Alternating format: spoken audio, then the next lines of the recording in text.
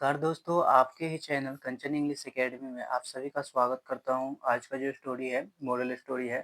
Actually ये जो है स्टोरी मैं पहले भी पढ़ा चुका था, आपको देखने को मिलता भी होगा। मैं इस स्टोरी को पहले भी पढ़ा चुका था। तो प्रॉब्लम ये हो गया था कि एडिटिंग वगैरह सही से नहीं हुआ था, तो मैं आज फिर से लेके आया हूँ।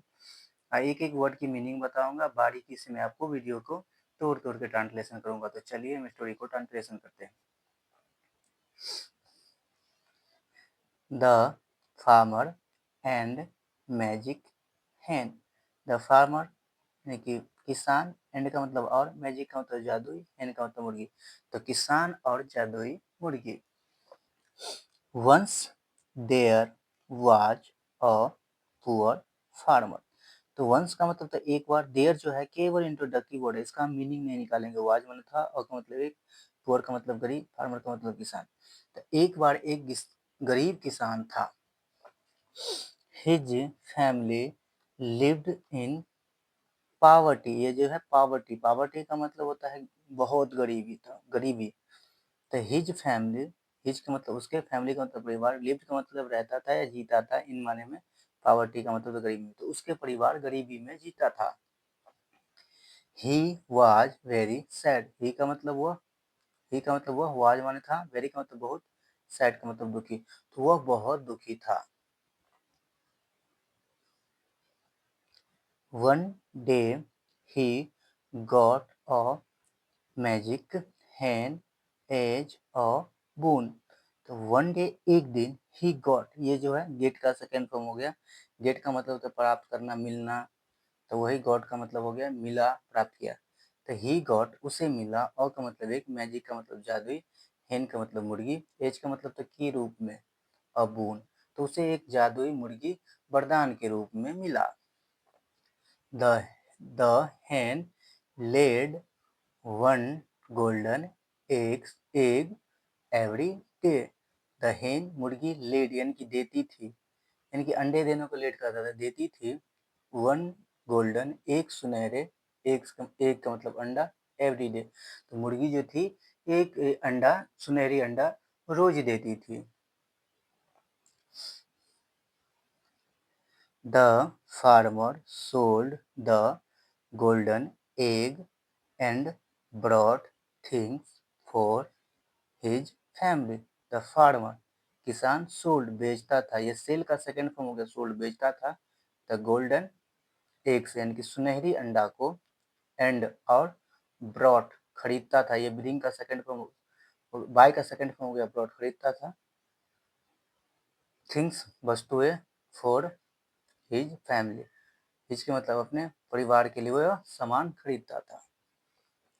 Soon they became very rich। Soon का मतलब जल्दी ही, दे का मतलब हुए, became का मतलब हो गया, very का मतलब बहुत, rich का मतलब अमीर। तो वो जल्दी ही बहुत अमीर हो गया। Suddenly a very wicked idea came to the farmer's mind।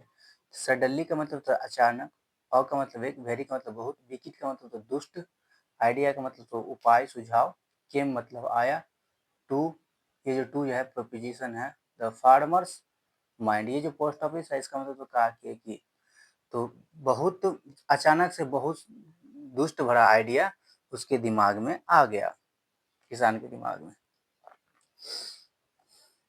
If the magic hen lays one golden egg every day।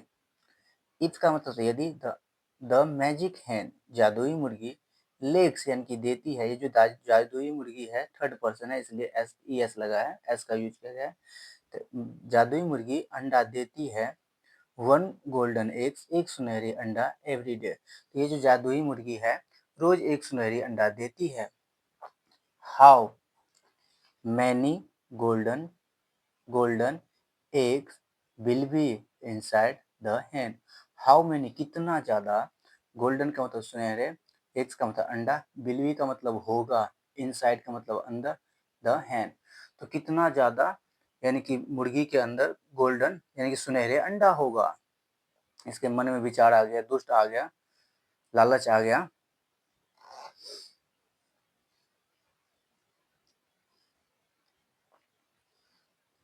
I should kill the hen and take out all the golden eggs at once. At once का मतलब है तुरंत. I should kill मुझे मार देना चाहिए.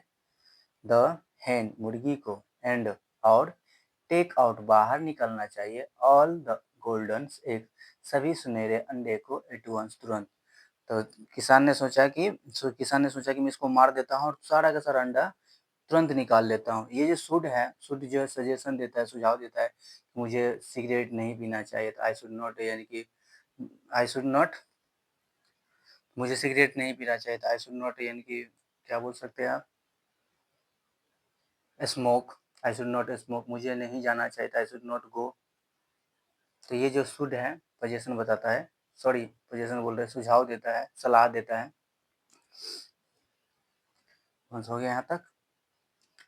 He killed the hen and cut it open, but he found no eggs inside.